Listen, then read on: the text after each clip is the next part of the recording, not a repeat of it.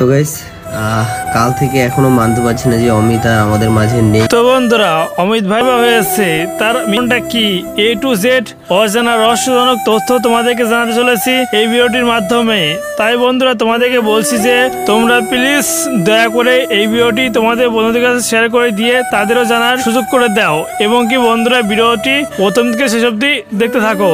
তাহলে বন্ধুরা চলো আমরা জেনে নিই যে আমাদের অমিত ভাইয়ের কোনটা কি কিংবা আসল রহস্যটা কি। তো বন্ধুরা, আমরা সবাই জানি যে আমাদের ওয়েস্ট বেঙ্গলের সেরা ইউটিউবার হলো আমাদের অমিত মন্ডল। সে একজন সফল ইউটিউবার, তার 3 লাখের অধিক সাবস্ক্রাইবার সংখ্যা রয়েছে। তো তার ভিডিও আমরা হয়তো প্রত্যেকেই দেখি কিংবা প্রত্যেকের সামনে হয়তো তার একটি না একটি ভিডিও এসেই থাকে।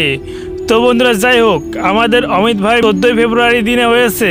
আগে আমরা জানতাম যে 14 ফেব্রুয়ারি ভালোবাসা দিবস, কিন্তু এই 14 ফেব্রুয়ারি আমাদেরকে কাটলো শোক দিবসে। আমাদের কাছ থেকে এই 14 ফেব্রুয়ারি দিনে আমাদের কাছ থেকে কেড়ে নিয়ে গেল আমাদের সবার প্রিয় আমাদের অমিত মণ্ডল ভাইয়াকে। তো বন্ধুরা, আমাদের অমিত মণ্ডল ভাইয়া স্কুটি নিয়ে সে বকখালিতে জঙ্গলে আগুন লেগেছে সেটাই দেখতে গিয়েছিল হয়তো বন্ধুদের সঙ্গে।